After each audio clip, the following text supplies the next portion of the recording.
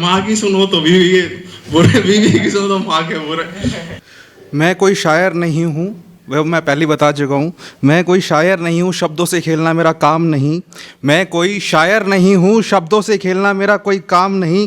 मैं एक मुसाफिर हूँ, घूमना मेरा काम है। मैं एक मुसाफिर हूँ, घूमना मेरा काम है। मंजिल नहीं है मेरी कोई, मंजिल नहीं है मेरी कोई, रस्तों का दीवाना हूँ। मैं वैसे स्टैंड अप आर्टिस्ट हूँ। वैसे मैं क्या स्टैंड अप कॉमेडी करता हूँ। बना नहीं है ना नाम यूट्यूब पे उस वीडियो नहीं आप लोगों को पता चले।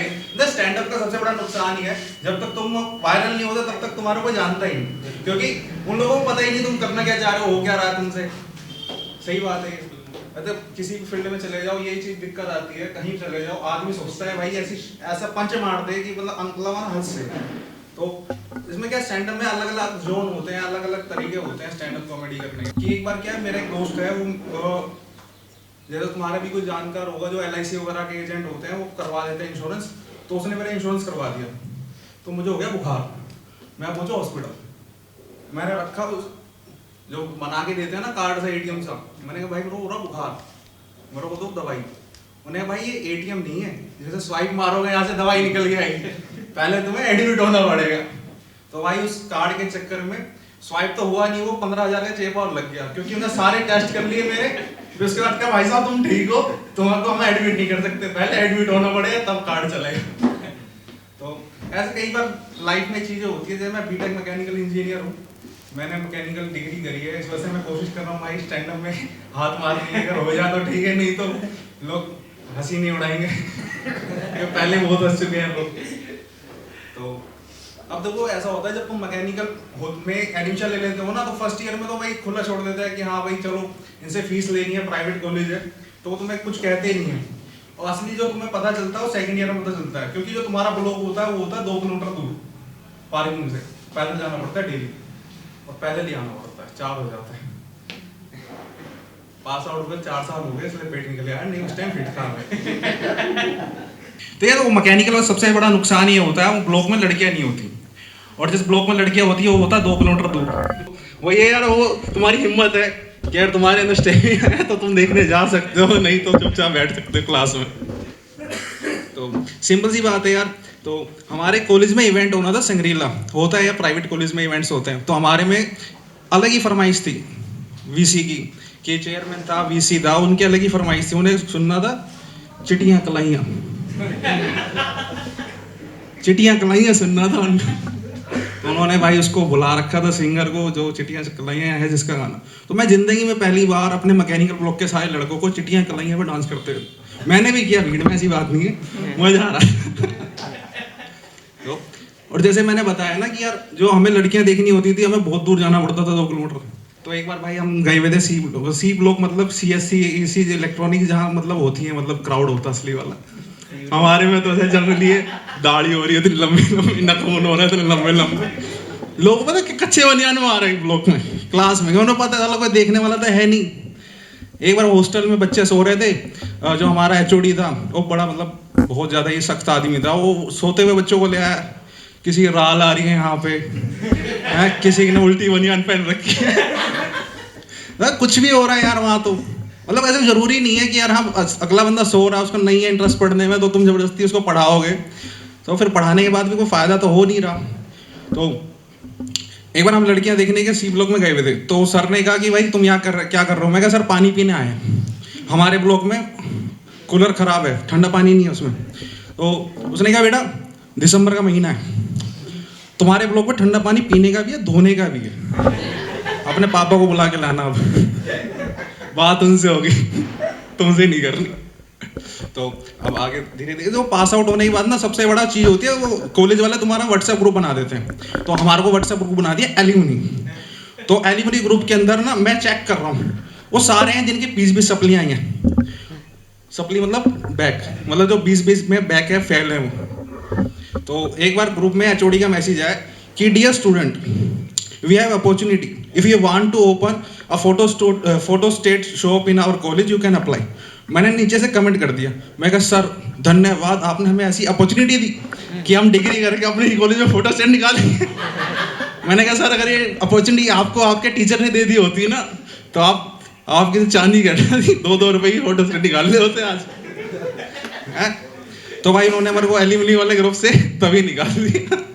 और तो मैं तुम्हें बता देता हूँ, बीटेक करने वाले जो प्राइवेट कॉलेज से हैं, जैसे मैं गीता से पास आउट हूँ, गीता इंजीनियरिंग कॉलेज है, अब तो यूनिवर्सिटी भी बन गई। तो मेरे ब्लॉक में ना जो मेरे मतलब क्लासमेट हैं स्टूडेंट, वो सब के सब उनकी मेरिट आ गई, जो ये कोविड में ऑनलाइन एग्जाम हुआ है उन बच्चों की मेरिट आई है जिनकी 60-60 सप्लियाँ थी। अब वो ना नंबर 1 नंबर 2 रैंक पे यूनिवर्सिटी कर रहे हैं, और मैं यार उसमें अफसोस कर रहा हूँ। मैंने कहा यार काश मैं भी 30 में से नहीं 40 में फेल हुआ होता ना, आज मेरी भी डिग्री मेरिट लिस्ट में आ जाती। तो एक है यार, तो वो जॉब भी ऐसी नहीं मिलती यार। तुमने मतलब इंटरव्यू लेने आते हैं कॉलेज के अंदर, वो ऐसे नहीं कि तुम्हारे लिए मैकेनिकली जॉब लेके आते हैं, कहते हैं चौकीदार बनोगे क्या? मैंने कहा यार तो वो डिग्री हमने मैकेनिकल करी है, तुम वॉचमैन की नौकरी ला रहे हो, ये कोई बात है क्या? कम से कम ऐसा तो हो कि हाँ भाई मतलब पंचर की दुकान वाले के आए इंटरव्यू लेने, तो हाँ चलो कुछ फील सी आए कि हाँ मैकेनिकल से करी है, कुछ ऐसा काम कर रहे हैं। यार एक चीज़ है यार, जब हम किसी भी दुकानदार के पास जाते हैं, जैसे मेरा ना लास्ट लैपटॉप खराब हो गया, मैं गया भैया मैं आपसे लैपटॉप लेके खरीद के गया था, ये खराब हो गया, तो वो ये नहीं कह रहा कि भाई मैन्युफैक्चरिंग फैल्टी होगी, कुछ गलती होगी, कुछ खराब होगी, कह रहे ये तो इंसान की बनाई हुई चीज़ है, इंसान को देखो भगवान की बनाई हुई चीज़ है, वो भी खराब हो जाता है, वो तो मर भी जाता है, ये तो रिपेयर हो सकता है, वो तो रिपेयर भी नहीं हो सकता। तो यार एक बार क्या हुआ, मैं ना अपने घर से निकल रहा था, स्कूटी पे जा रहा था बड़ी तेज, क्योंकि मेरा हो चुका था पेट्रोल खत्म। तो पड़ोसी तुम्हें पता ही है कैसे होते हैं, वो आया कह रहा बेटा इतनी तेज मत चलाओ, आराम से चला, बहुत तेज चला। मैंने कहा तेल खत्म है, धक्का मार। मैं जैसे पेट्रोल पंप पे पहुंचा हूँ, धक्का मारे कैसे में से, तो मैं पेट्रोल भरवाया, मैं निकल के आ रहा हूँ, मैं देख रहा हूँ एक एक्सीडेंट। तो यार तुम्हें पता है इंडियन है हम, हमारा फर्ज है, हमारे पास फ़ोन है, हमें वीडियो बनानी है। तो 3 कैमरे का फ़ोन मेरे पास भी, आईफोन नहीं है, चाइना का है, इसमें भी 3 कैमरे आ रहे हैं, ऐसी बात नहीं। मैं जूम करके देखा तो वो पड़ोसी था जिसका एक्सीडेंट हुआ था। तो हद तो तब हो गई जब मैंने ना ये देखा कि हाँ एक्सीडेंट हो गया, मेरा फर्ज है यार, मेरे को उसको एम्बुलेंस में बिठा के हॉस्पिटल लेके जाना। तो तुम लोग सोच रहे हो यार इतनी जल्दी एम्बुलेंस कहाँ से आ गई, तो मैं तुम्हें बता देता हूँ, एक्सीडेंट एम्बुलेंस से ही हुआ था, और एम्बुलेंस चल भी नहीं रही थी, एम्बुलेंस खड़ी हुई थी। क्या हुआ, एम्बुलेंस खड़ी हुई थी, अंकल जी ने ठोक दी। अब भाई मैं उनको एम्बुलेंस में बिठा के लेके गया हूँ हॉस्पिटल तक, यहीं हैदराबादी में। तो अंकल जी को होश आया, कह रहे उस साक्षात मनुष्य से, देवता से मेरा दर्शन करा दो जो मुझे हॉस्पिटल ले गया। मैंने कहा अंकल जी उनका दर्शन मत करो, उनकी वजह से आप हॉस्पिटल आए। और मैं उनको बता भी नहीं सकता, क्योंकि तब तक मेरी एम्बुलेंस वाले से दोस्ती हो चुकी है, हम दोनों एक ही बीड़ी शेयर करके पी रहे थे बाहर बैठ के, बाकी पी तो सिगरेट रहे थे, लेकिन बीड़ी से थोड़ा सा अपना बना। तो क्या हुआ, अब देखो मेरे को कहीं पर भी जाना हो ना, तो मैं सीधा एम्बुलेंस वाले को फ़ोन बुलाता हूँ, क्योंकि वीडियो भी है मेरे फ़ोन में उनकी।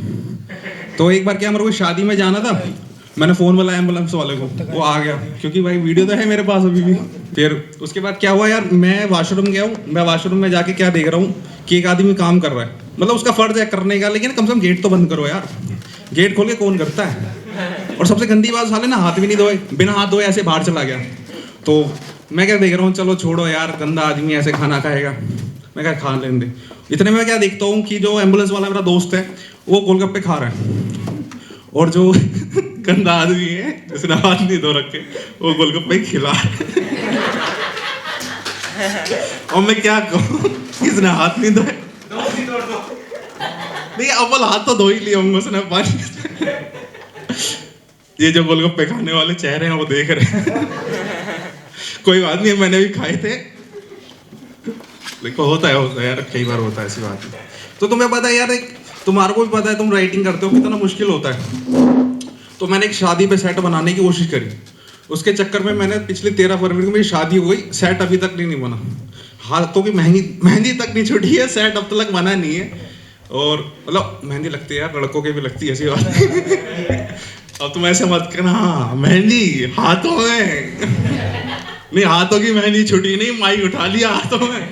तो ऐसा होता है यार, शादी होने के बाद तुम्हारा ना वो बढ़ जाता है, मतलब हेडेक मतलब बढ़ जाता है यार, सिंपल सी बात है।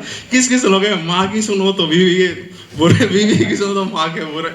तो यार आदमी चुप ही रहे तो बढ़िया। मतलब कई बार क्या है यार, छोटी छोटी सी बातें होती हैं, जब तुम्हारी शादी नहीं होती ना तो तुम होता है बाबू सोना, फिर तो वो तो ये बड़ा दुखी, ये सर में दर्द जो होता है ना, मैं लिखूंगा ये सारी चीज़ें। बाकी thank you have a lovely audience, और थैंक यू अपना समय देने के लिए, और धीरे धीरे करेंगे कोशिश।